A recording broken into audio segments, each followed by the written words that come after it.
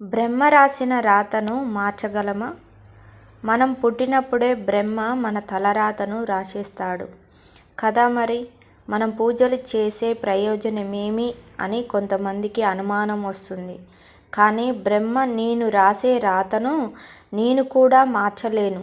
మీరు మీ ఉపాసనతోటి మార్చుకోగలరు. పూర్వం విభీషణుడు అనే రాజుకు 50వ ఏట మరణగండం ఉంది.